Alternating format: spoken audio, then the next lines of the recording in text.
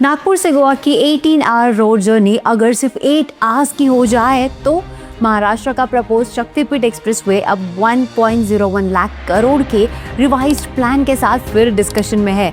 Welcome to Infrabus powered by nobrokerage.com। आज हम समझेंगे कि रिवाइज्ड एक्सप्रेसवे रूट में क्या बदला है, कौन से रीजन्स को कनेक्टिविटी का बेनिफिट मिल सकता है, एग्रीकल्चर और फार्म मूव पर इसका क्या पॉसिबल इम्पैक्ट हो सकता है और करोड़ के इस प्रोजेक्ट को लेकर इतना डिबेट क्यों हो रहा है।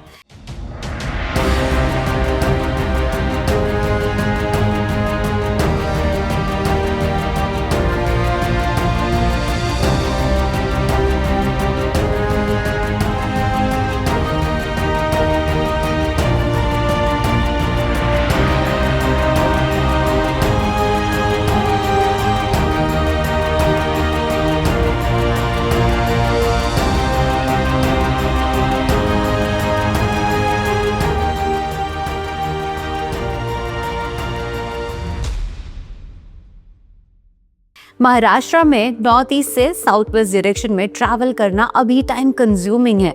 नागपुर और विदर्भ से मराठवाड़ा, वेस्टर्न महाराष्ट्र और गोवा की तरफ जाने के लिए व्हीकल्स को डिफरेंट हाईवेज और सिटी रूट्स यूज करने पड़ते हैं। गवर्नमेंट का प्लान एक एक्सेस कंट्रोल एक्सप्रेसवे के थ्रू इन रीजन्स को डायरेक्ट ईस्ट वेस्ट कनेक्शन देने का है। एक्सेस कंट्रोल का सिंपल मीनिंग ये है कि एंट्री और एग्जिट सिर्फ सिलेक्टेड इंटरचेंजेस से होगी, जिससे ट्रैफिक इंटरप्शंस कंपैरेटिवली कम हो सकते हैं। अब ये रूट सिर्फ नागपुर और गोवा को कनेक्ट करने के लिए प्लान नहीं किया गया। इसका focus regional towns, pilgrimage centres, tourism और फ्रेट मूवमेंट को एक फास्टर कॉरिडोर देना भी है। लेकिन प्रोजेक्ट का रूट पहले जैसा नहीं रहा। लोकल ऑब्जेक्शंस के बाद अलाइनमेंट को सिग्निफिकेंटली रिवाइज किया गया है। ओरिजिनल अलाइनमेंट 802.59 किलोमीटर का था और 12 डिस्ट्रिक्ट से पास होना था, लेकिन कोल्हापुर, सांगली और कुछ अदर रीजन्स में फार्मर्स और लैंड ओनर्स ने एग्रीकल्चरल लैंड, लाइवलीहुड और रूट सिलेक्शन को लेकर ऑब्जेक्शंस रेज किए। कुछ लोकेशंस एक्सप्रेसवे से रूट हटाने की डिमांड कर रही थी, जबकि कुछ रीजन्स कॉरिडोर में इंक्लूजन चाहते थे। अब इन सजेशंस और ऑब्जेक्शंस के बाद रिवाइज अलाइनमेंट प्रिपेयर किया गया। सातारा डिस्ट्रिक्ट को रूट में ऐड किया गया और हिंगोली, नांदेड़, परभनी, धाराशिव, सोलापुर, सांगली, कोल्हापुर और सिंधुदुर्ग के पार्ट्स में चेंजेस किए गए हैं।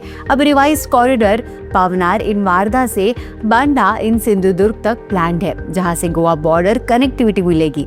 अब आते हैं प्रोजेक्ट की मेन रिवाइज्ड अपडेट पर। रिवाइज्ड शक्तिपीठ expressway approximately 856.77 kilometre long proposed है। अब ये 13 डिस्ट्रिक्ट्स और 40 तालुका से पास करने का प्लान है। रूट को 21 इंपॉर्टेंट रिलीजियस डेस्टिनेशन से कनेक्ट करने के ऑब्जेक्टिव के साथ डिजाइन किया गया है, जिसमें कि माहूर, तुलजापुर और कोल्हापुर जैसे मेजर पिलग्रिमेज सेंटर्स भी है। अब वेस्टर्न घाट सेक्शन के लिए पहले एक सिंगल 21 किलोमीटर टनल प्रपोज किया था, लेकिन रिवाइज प्लान में सेफ्टी, कंस्ट्रक्शन और फ्यूचर मेंटेनेंस को कंसिडर करते हुए उसके बदले 6 सेपरेट टनल्स प्रपोज किए गए हैं। अब रिवाइज प्रोजेक्ट की estimated cost approximately 1.01 lakh crore बताई गई है। सबसे इम्पोर्टेंट स्टेटस अपडेट तो यह है कि प्रोजेक्ट फिलहाल प्रपोज्ड रिवाइज अलाइनमेंट स्टेज पर है। एक्सप्रेसवे का फिजिकल कंस्ट्रक्शन अभी ऑफिशियली स्टार्ट नहीं हुआ है।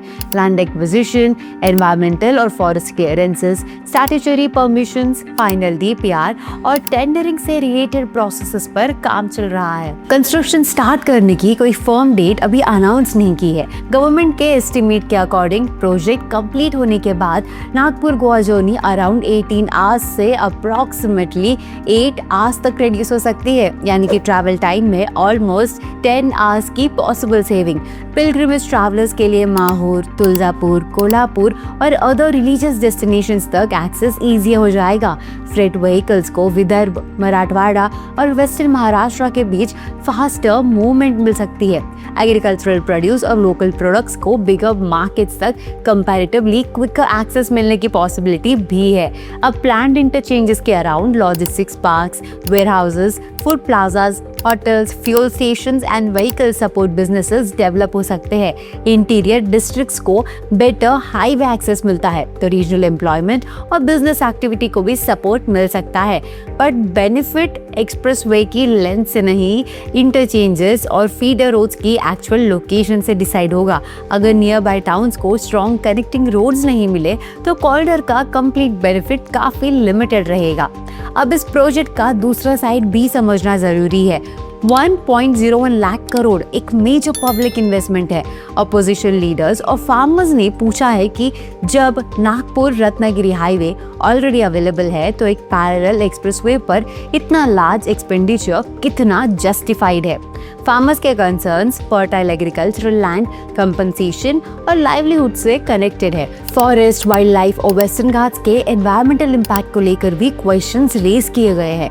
अब रियल एस्टेट एंगल से प्लान्ड इंटरचेंजेस के nearby logistics, hospitality, commercial land और प्लॉटेड डेवलपमेंट इंटरेस्ट इंक्रीज हो सकता है। लेकिन अभी सिर्फ प्रपोज रूट के बेसिस पर लैंड परचेस करना काफी रिस्की होगा। Final alignment, acquisition notification, permitted land use, interchange access और प्रोजेक्ट एग्जीक्यूशन वेरीफाई करना एसेंशियल है। प्रॉपर्टी प्राइस अप्रिसिएशन या फिर इन्वेस्टमेंट रिटर्न्स गारंटेड नहीं है। ओवरऑल प्रोजेक्ट का पोटेंशियल बड़ा है, लेकिन सक्सेस तभी मिलेगी जब कनेक्टिविटी के साथ फार्मर कंसर्न्स, एनवायरनमेंट और प्रोजेक्ट कॉस्ट को भी प्रॉपर्ली हैंडल किया जाए। अब आपको क्या लगता है, ये एक्सप्रेसवे महाराष्ट्र के लिए नेसेसरी है या फिर पहले एग्जिस्टिंग रोड्स को इम्प्रूव करना चाहिए? ऐसे और इंफ्रास्ट्रक्चर अपडेट्स के लिए सब्सक्राइब कीजिए nobrokerage.com को।